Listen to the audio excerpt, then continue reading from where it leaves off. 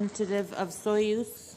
I now call upon the representative of the World Sindhi Congress, seated in seat 27, Indigenous Peoples Organization.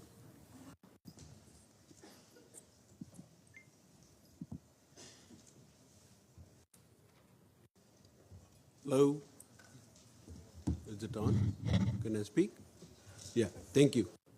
Madam Chair, World Sindhi Congress submits that in the context of implementing the United Nations Declaration on the Rights of Indigenous People, within member states and UN system recognizing and realizing the right to self-determination for Sindhi nation represent a critical test for international human rights commitments.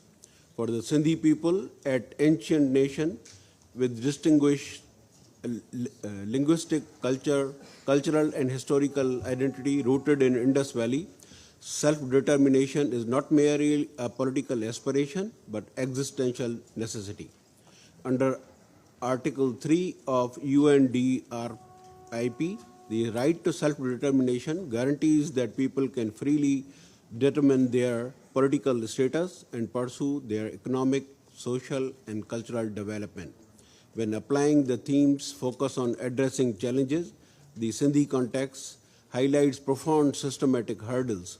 Despite Sindh being extremely rich in natural resources, including natural gas, coal, agricultural wealth, the Sindhi people systematically face severe resource appropriation, poverty, environmental degradation, and political marginalization. Acknowledging these inequities is the first step to address the challenges outlined by UN. Identifying good practices within the UN system means moving beyond rhetorical support to actively empowering historically sovereign people and communities.